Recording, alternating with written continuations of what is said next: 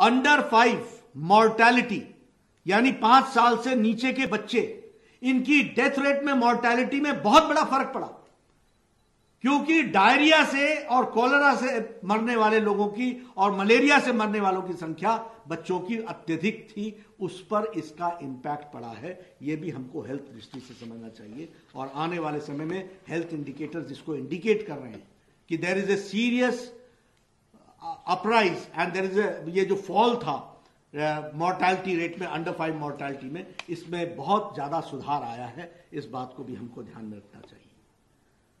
अभी प्रधानमंत्री किसान सम्मान निधि, आज तक कभी किसानों के बारे में लोगों ने बात तो बहुत की, चर्चा तो बहुत की, किसानों के नेता भी रहे, लेकिन किसानों के लिए कुछ करने की, कुछ कर गुजरने की जब बात आई तो कुछ भी नहीं हो पाया, यह हमको मालूम है। लेकिन प्रधानमंत्री किसान सम्मान निधि के तहत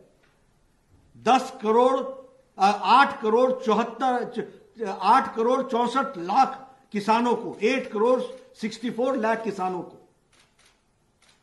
2,000 रुपए और 2,000 रुपए, 6,000 रुपए की सालाना किश्त, यह देने का निर्णय प्रधानमंत्री मोदी जी ने 2019 में किया। और आपको शायद ध्यान में आया होगा कि ये कोरोना काल में, लॉकडाउन में, देखिए जब प्रधानमंत्री कहते थे कि जनधन में खाता खोलो तो लोग मजाक बनाते थे। खाता खोलने का कारण क्या है, खाता खोलने से फायदा क्या होगा? प्रधानमंत्री ने कहा जीरो बैलेंस पर आप खाता खोलिए। आपको जान करके आश्चर्य होगा कि आज 40 करोड़ लोगों ने खाता खोला है, जिसमें से आधी महिलाएं हैं, और ये महिलाएं आधी हैं, और 3.25 करोड़ सिर्फ खाते खुले थे 2014 तक, और आज 40 करोड़ लोगों ने खाता खोला है। इस खाते के माध्यम से 8 करोड़ 64 लाख लोगों के खाते में 2,000 रुपए की किश्त गई है इस कोरोना संक्रमण में। कोरोना में आप बताइए 2,000 रुपए कौन पहुंचाता, कैसे पहुंचाता? लेकिन किसान के खाते में डायरेक्ट चला गया। उसी तरीके से 20 करोड़ बहनों के खाते में 1,500 रुपए, 500 रुपए 3 महीने तक, 500 रुपीज डायरेक्ट बेनिफिट ट्रांसफर के माध्यम से उनके खातों में गया है, और उनको उसका लाभ मिला है। उन्होंने स्वाभिमान और सम्मान के साथ अपने परिवार की जीवन की रक्षा की, अपने बच्चों की रक्षा की है। इसको हमको समझना चाहिए। अभी अभी मोदी जी ने 5 दिन पहले छठी किश्त भी प्रधानमंत्री किसान सम्मान निधि की, उसको भी घोषित की है, उसको भी डिक्लेयर किया है, और लगभग 1,700 करोड़ रुपए यह भी डायरेक्ट बेनिफिट ट्रांसफर के माध्यम से किसानों को पहुंच रहा है। यह हमको ध्यान में रखना चाहिए। मनरेगा, यही मनरेगा था, गड्ढे खोदो सिर्फ, और जिसको कहते हैं कि एक जॉब एम्प्लॉयमेंट का कार्यक्रम था। लेकिन जॉब एम्प्लॉयमेंट के साथ साथ असेट क्रिएशन होना चाहिए, यह मोदी जी ने किया है।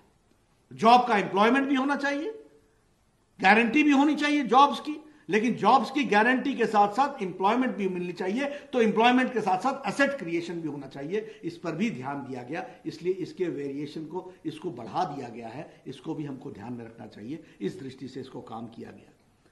यूपीए के जमाने में टाइमली डिस्पर्सल वॉज ओनली 34%।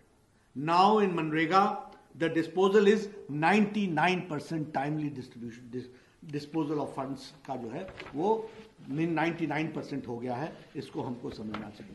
अभी कोरोना काल में जिस तरीके से हम सबको मालूम है कि प्रधानमंत्री गरीब कल्याण पैकेज दिया गया। अब आप देखिए सारा देश लॉकडाउन हुआ था। प्रधानमंत्री ji have taken a very bold and a very timely decision. लेकिन जैसा कि वर्ल्ड हेल्थ ऑर्गेनाइजेशन और यूएन जनरल असेंबली में यूएन ने कहा कि prime minister Modi has addressed the health issues, along with the health issues he has addressed the economic issues also. इसको भी उन्होंने कहा। और इस दृष्टि से अगर हम ध्यान में लें तो हमारे ध्यान में आता है कि 1,70,000 करोड़ का पैकेज दिया। 80 करोड़ की जनता को मार्च महीने से लेकर नवंबर महीने तक 5 किलो चावल या 5 किलो गेहूं, 1 किलो दाल, इसकी व्यवस्था नवंबर महीने तक 80 करोड़ की जनता के लिए किया गया। For 80 crore people. कोई भूखा ना रहे, कोई अन्न के बगैर ना रहे। यह है अंत्योदय। यह है फैसला लेने वाले प्रधान सेवक का वह मंशा कि अंतिम व्यक्ति को उसका लाभ होना चाहिए। यह दिखाया है। यह थी बलराम दास टंडन जी का सपना, जिसको आज साकार होते हुए मोदी जी के नेतृत्व में हम देख रहे हैं। इसके लिए दिया था उन्होंने, जीवन में अपना अपना राजनीतिक जीवन लगाया था, अपना सामाजिक जीवन लगाया था, उसको आज साकार होते हुए हमको देखने का मौका मिल रहा है। ये कहना आसान नहीं है। 80 करोड़ की जनता को 9 महीने तक पूरी की पूरे राशन के साथ व्यवस्था करना, इतना ही नहीं 20 करोड़ जनता को, हमारी बहनों को 1500 रुपए उनके खाते में डालना 3 महीने के लिए, दिव्यांग भाइयों के लिए 1000 रुपए डालना, और वो भी दिव्यांग, वृद्धा और इनके लिए अपने विधवा बहनों के लिए, ये इसके लिए खातों में, अकाउंट्स में उनके पैसे डालना।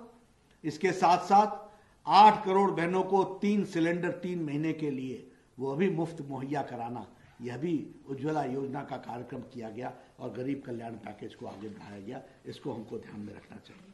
लेकिन मैं आपसे एक निवेदन करना चाहता हूं कि प्रधानमंत्री मोदी जी ने कहा है कि आपदा को अवसर में बदलना है, और इसलिए आत्मनिर्भर भारत, और आत्मनिर्भर भारत में 20 लाख करोड़ रुपए का पैकेज।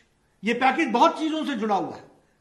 यह पैकेज एयर स्पेस से भी जुड़ा हुआ है, यह पैकेज माइनिंग से भी जुड़ा हुआ है, यह पैकेज कोल से भी जुड़ा हुआ है, यह पैकेज एयर स्पेस से भी जुड़ा हुआ है, यह पैकेज आर्मी के दृष्टि से जिसको हम कहते हैं कि घरेलू उत्पाद, यानी हमारे घर में ही इसका प्रोडक्शन हो, इससे भी जुड़ा हुआ है। लेकिन सबसे ज्यादा यह आत्मनिर्भर पैकेज जो जुड़ा है, वह जुड़ा है जिसे हम कहते हैं आत्मनिर्भर पैकेज की दृष्टि से, वो है एमएसएमई सेक्टर, वो है एग्रीकल्चर सेक्टर, वो है हमारे स्ट्रीट वेंडर्स, वो है वोकल फॉर लोकल। इन बातों को हमको ध्यान में रखना चाहिए। और जब मैं ये बात कहता हूं तो हम इस बात को ध्यान में रखें कि एमएसएमई सेक्टर में 3 लाख करोड़ रुपए का कोलैटरल लोन देने की व्यवस्था की गई है। 1 लाख करोड़ से ज्यादा डिस्पर्स हो चुका है। उसी तरीके से ये एग्रीकल्चर सेक्टर में 1 लाख करोड़ रुपए देने की बात हुई है। किसानों की तस्वीर बदल जाएगी 2 साल बाद। एग्रीकल्चर सेक्टर में जब 1 लाख करोड़ रुपए इन्वेस्ट होगा और एग्रीकल्चर इंफ्रास्ट्रक्चर में लगेगा, वो वैल्यू एडिशन जो देगा और वो जो सप्लाई चेन की कनेक्टिविटी को डेवलप करेगा, यह अपने आप में किसान की तस्वीर बदलेगा। इसको हमको ध्यान में रखना चाहिए। और मैं, ये ठीक है कि आप चंडीगढ़ में बैठे हैं, लेकिन अश्विनी हमारे पंजाब के हैं नेता, उनको किसानों की चिंता करनी है। मैं निवेदन करूंगा कि ज्यादा से ज्यादा फार्मर प्रोड्यूसर्स ऑर्गेनाइजेशन आप बनाएं और उनके माध्यम से इस 1 लाख करोड़ रुपए का फायदा उठाएं और इस फार्म गेट के माध्यम से इसको आगे बढ़ाएं। इसकी हमको चिंता करने की जरूरत है। इसको हम करेंगे तो उससे निश्चित रूप से हमको लाभ मिलने वाला है। इसको भी हमको सोचने की जरूरत है और आत्मनिर्भर भारत को आगे बढ़ाना है। आप चंडीगढ़ में रहते हैं, आप बताइए, स्ट्रीट वेंडर्स को 10,000 रुपए का सहायता देना, 50 लाख स्ट्रीट वेंडर्स हैं इस देश में। प्रधानमंत्री जी ने 5,000 crore rupees have been kept only for this. I would request that in Chandigarh, no street vendor should be left. In Amritsar, no street vendor should be left. Everybody should be given that facility, and that facility has to be given. इसको हमको ध्यान में रख करके करना चाहिए, ऐसा मेरा निवेदन है। मैं आज ये सारी बातें आपसे इसलिए कर रहा हूं, आपने व्याख्यान बलराम जी दास टंडन जी के ऊपर रखा था।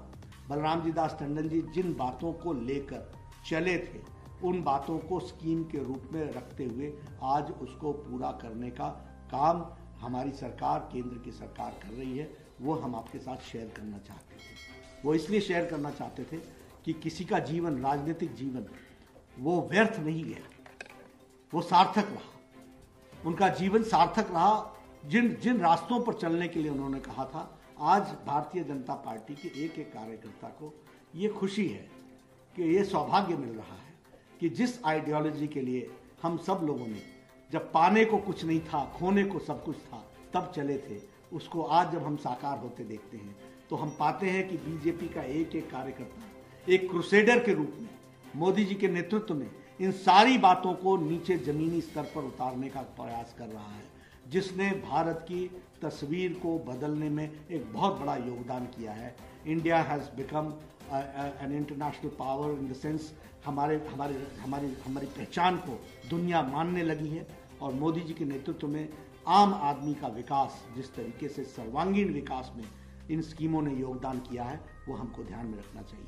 मैं अंत में सिर्फ आपसे एक आयुष्मान भारत के बारे में डिस्कस करना चाहता हूँ, which is again the world's largest health care scheme. Western world has been talking about universal health coverage. हमारा आयुष्मान भारत देखो आप 55 करोड़ लोगों को, और ये 55 करोड़ लोगों को 5 लाख रुपए का हेल्थ कवरेज, 1385 बीमारियों से और पैकेज के माध्यम से ये देना, और लगभग 1 करोड़ लोगों ने इसका लाभ उठा लिया है। लगभग 13,000 करोड़ रुपए इस पर खर्च हो चुके हैं। और यह हमारा आत्मनिर्भर आयुष्मान भारत जो है, ये अगर हम सारे अमेरिका की जनसंख्या बना लें, सारे कनाडा की जनसंख्या जोड़ लें और मेक्सिको की जनसंख्या जोड़ लें, ये तीनों को जोड़ लें तो भारत का आयुष्मान भारत बनता है। 55 crore people have been given the benefit. इसको हमको समझना चाहिए, which is the world's largest health coverage program, and it is not a small program. It is a program where 5 lakh rupees have been given for every family, for every 55 crore family for every year. इसको हमको समझना चाहिए। इस तरीके का काम प्रधानमंत्री जी ने एक बनाया है जिसको हम पूरा कर रहे हैं। इसका फायदा कौन उठा रहा है? गरीब लोग, वंचित लोग, पीड़ित लोग, शोषित लोग, जो समाज के अंतिम पायदान पर खड़े हैं। तो आज मुझे इस बात की बड़ी खुशी है कि भारतीय जनता पार्टी के कार्यकर्ता के रूप में और राष्ट्रीय अध्यक्ष के रूप में जब मैं बलराम जी दास टंडन जी के व्याख्यान माला में बोलने का मुझे सौभाग्य मिला है, तो मैं इस बात का संतोष जता सकता हूं कि जिन बातों के लिए उन्होंने जीवन लगाया, जिस आइडियोलॉजी के लिए उन्होंने जीवन लगाया, उसको साकार करने में हम सब लोग आज तत्पर हैं, और वो सपना साकार होता हुआ दिख रहा है। इसके लिए मैं आप सबका बहुत बहुत धन्यवाद देता हूं। और आपने मेरी बातों को सुना और फिर से संजय टंडन जी मुझे आने का आमंत्रित किया, इसके लिए उनका विशेष धन्यवाद। टंडन परिवार का धन्यवाद, भाभी जी का धन्यवाद, माता जी को मेरा नमस्कार। इन्हीं शब्दों के साथ सभी को मेरा नमस्कार, बहुत बहुत धन्यवाद।